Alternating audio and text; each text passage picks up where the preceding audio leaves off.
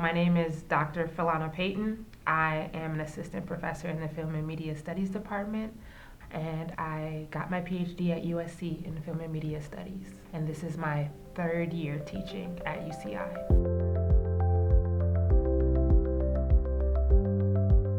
I received my bachelor's degree from Claflin University in 2012.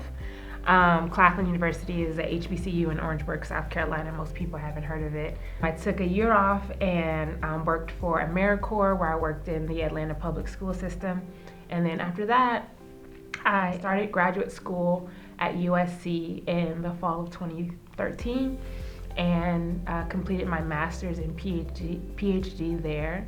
Graduated in 2020, and then I had a UC presidential postdoc at UCLA for a year before joining the UCI community in 2021.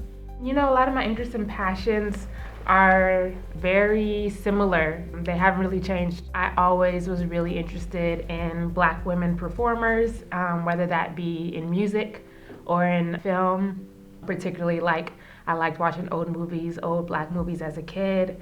And then I also am a former athlete. I played basketball in middle school, high school, and some in college. So I still am a women's college basketball fan as well as a WNBA fan. So those are things I still get into. Also a huge music person, so I like to go to concerts a lot. Have always been really into music, so concerts as well as learning how to kind of be a music maker in some kind of way. I'm hoping to develop some DJing skills, but it's been really difficult in the last couple years finding the balance between, being a professor and then learning how to DJ. After, sitting all day at a computer, reading and writing, it's really hard to then turn my focus to another computer to DJ. So I might end up, switching my hobbies soon to figure out something that's a little bit more sustainable while I'm working so hard at this job. So initially when I got to college, I majored in mass communications because I knew that with that degree you could probably go into TV production, and that's kind of what I was interested in, possibly working as a TV producer in some way. I did some programs when I was in high school that introduced me to news media, journalism. I did some work at CNN as a kid to, find out about that field. That's how I ended up majoring in mass communications, and I had a minor in business administration. But it wasn't until I randomly actually took a elective in the English department. The class was called Major Black Writers, and it was an elective. I took it for fun. It was a required course for English majors, and I didn't find out till I took the class that most of the people in the class were seniors because they all waited until the last minute to take the class because the professor had a history of being difficult or just hard, and so people wanted to wait until they were seniors to take the class. And so here I am, a sophomore, just randomly in the class, but I actually really enjoyed it. It was my first opportunity to critically think about writing in ways that I had never been introduced to, and got introduced to so many major Black writers who I had never learned about in high school. So the class ended up being really, really interesting to me, so much so that I would talk to the professor during her office hours, and she was the one who told me about graduate school and about getting a PhD and kind of what her life looked like. Now that I think about it, she definitely sold it and left out some major pieces, but she was I love teaching adults and about stuff that I like, and then I get breaks, summers off and things, so it's awesome.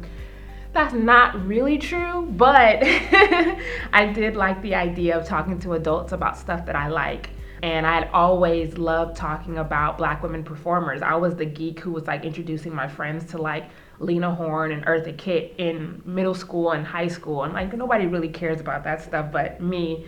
But the idea that I could actually pursue a career and that be my research focus, and I can talk to people who are paying to go to school and not necessarily high school students who have to be there. That felt like that was appealing to me. And so from that moment on, I started looking into programs that would prepare me for graduate school. So I did 2 different undergraduate research programs over the next 2 summers that I had, and with the intention of being prepared for graduate school. And also they prepared you for the GRE, which was a requirement at that time. Yeah, and so by my senior year, I knew I wanted to go to grad school, and I needed another year to apply to schools. But yeah, I never knew at all that I could actually go to school for my secret passion, which was Black film history until then. So my research interest is generally I teach Black film history, but more specifically, I study Black women performers historically, beginning as early as the introduction of synchronized sound, which is the end of the 20s. And I begin the end of the 20s and kind of move historically I move historically to contemporary media today.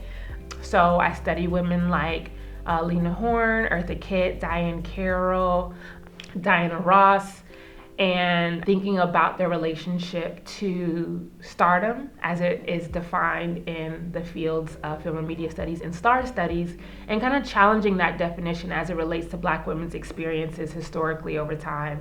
And I always tell people this was always an interest of mine, but it really was with the premature death of Whitney Houston that really pushed me to pursue this career, because it, honestly, not to be a super nerd about it, but Whitney Houston's premature death really hurt me, because I had known about so many other Black women performers who had had such a hard time in the entertainment industry, and I had always hoped that wouldn't be her story.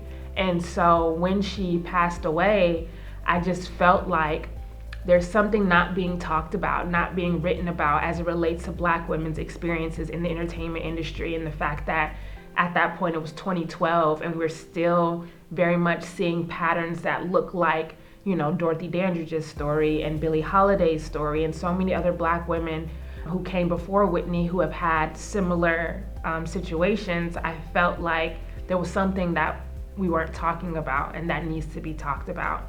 And so, in all of my personal statements when I was applying for grad school and things, I would tell them everything kind of starts with Whitney. And then, even though I'd always loved studying Black women performers, Whitney's premature death really kind of was the catalyst for it being urgent. And through different classes in grad school, I was introduced to queer theory along with different Black studies theories. And so my work is really interdisciplinary. So it's not just film and media studies, it's Black studies, it is queer studies, it's women and gender studies, it's performance studies. And I kind of meld all that together in thinking about Black women's experiences. Archival work is really interesting when you're studying Black women, because there are a lot of gaps and silences and just complete absences within official archival records when it comes to Black women. And so it makes you think about the structure of the archive and who is responsible for collecting materials, who is the person who feels like materials are interesting enough to be collected, and then what institutions feel like what has been collected is valuable enough to keep and hold, right? So there's a lot of gatekeepers when it comes to archives, and a lot of times Black women don't make it into the final collections. And so it is leaning into alternative methods and finding Black women's voices where they could exist. So I am really grateful to the archivists who have digitized Black newspapers, because I'm able to get a lot of interviews and stories from the time period about the women who may not have official autobiographies. Some folks have autobiographies, so I really lean heavy into those. Specifically, Lena Horne and Eartha Kitt were extremely vocal about their experiences as well as owning their stories. And so I'm able to use the traces they left behind as it relates to autobiography and kind of apply a lot of their experiences to other Black women who may not have official records. So it's a lot of like pulling pieces together, a lot of puzzle pieces together to create an image. But yeah, that's kind of the work of studying any marginalized community, is being attentive to the ways in which they show up historically that may not be confined to how history defines official record.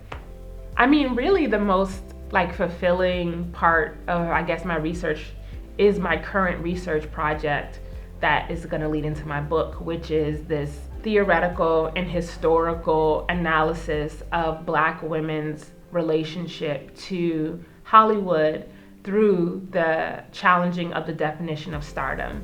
And so basically, stardom is defined by a specific set of statutes and rules that enable somebody to be considered a star. And based on those definitions and in my own research, realizing that most Black women who have been considered stars at some point actually did not have any access or opportunities to take advantage of the statutes that define stardom.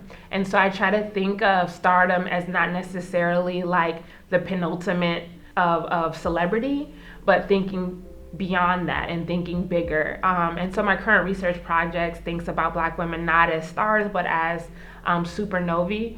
And if you know anything about a supernova is when a star is imploding actually, a star is dying. But during the process of when a star is dying, it's actually internally collapsing because of the density. But while it's internally collapsing, it also shines brighter than any star in the galaxy. It can shine brighter than the sun. And so I use that kind of term metaphorically to think about how Black women, by the time they enter into the industry, in most cases, they're already kind of famous. They're famous in their communities and they're shining extremely bright. So mainstream media is excited and interested in them, while also very much they are still victim to racism and sexism in a very immediate and explicit way that causes them to internally collapse in reality. So they are subject to premature death and subject to different forms of abuse and subjection because of their race and gendered bodies. But one of the cool things about supernovae are that when they do eventually implode is they have the ability to become black holes. And one of the interesting things about black holes is that we still don't know a lot about them. And so there's this idea that, post-implosion, what is possible? What is impossible as it relates to a black hole, and what's possible for Black women to figure out how to exist in this space that was never meant for them, but to still sustain and protect themselves. And so I have a lot of students who, when they hear me talk about this, they immediately move to people like Beyonce and Megan Thee Stallion, and thinking about how these Black women particularly have formulated ways of protecting themselves and creating alternative personas and being very intentional about their privacy, and these being tactics that they've learned from Black women before them, but then also have really been able to own in a way that can contribute to their longevity. And so that's my current research project that I'm still really excited about. It's just taken a while, I also teach a Black Women in Stardom class. I teach 90s Black popular culture, which is seems to be a really popular class amongst students right now. And then I also teach some of the film and media study required classes like the studio era. So that's covering film from the late 20s to the late 60s internationally. And I've also taught the advanced theory course, the 110 level course in film and media studies. And, really, I think what I hope that students get from my classes is, just the ability, the space to understand what critical thinking looks like and feels like, like the practice of critical thinking, the practice of being able to formulate arguments based off of history, based off facts, based off of experiential knowledge as well. So I really emphasize critical thinking, being able to form arguments, as well as grace as well, patience and kindness in the classes. I think we're in a really difficult moment as it relates to just historical things that are continue to be unprecedented. And I think that requires a different level of communication and patience with each other as we figure out how to navigate such tumultuous times while also still being interested in learning. And so, yeah, I hope that students are able to really explore their critical thinking capabilities, as well as maybe create a different relationship to academia that feels less stressful and more patient and kind. I don't think I would have done anything different. I had a really good time in undergrad. I really miss it a lot. I always encourage undergraduates to really, really, really enjoy college, because you'll never ever have that time again, where you have kind of freedom to explore and be in clubs.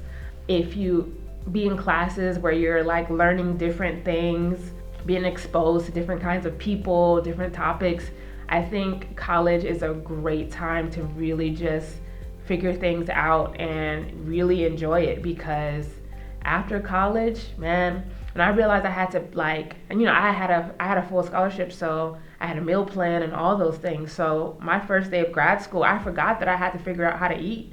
I forgot I didn't have a meal plan. So really having to figure out how to feed yourself and all that is difficult. So no, I don't think I would have done anything differently. I really had a great time in college and also got what I needed, as it relates to, professionally. And yeah, I don't have any regrets. Yeah. Keep forming your own thoughts, use the resources available to you to really figure out your relationship to history and the present. People will tell you ways that you're supposed to think about things, but this is the time to do the research. This is the time to read as much as possible and to really form your own opinions, and don't allow folks to tell you who or what you're supposed to be paying attention to, or who's important and who's not important. So I just really encourage students to use this time wisely to really figure out who you want to be in the world and how you want to contribute to making this world livable for not just you, but also your community, and thinking about yourself as part of a community and not an individual person, because the only way we're going to make it is through depending on each other, is through community. And so practicing that, I want UCI students to practice what it means and what it looks like to be in community with each other, because you're going to need it after all of this is said and done.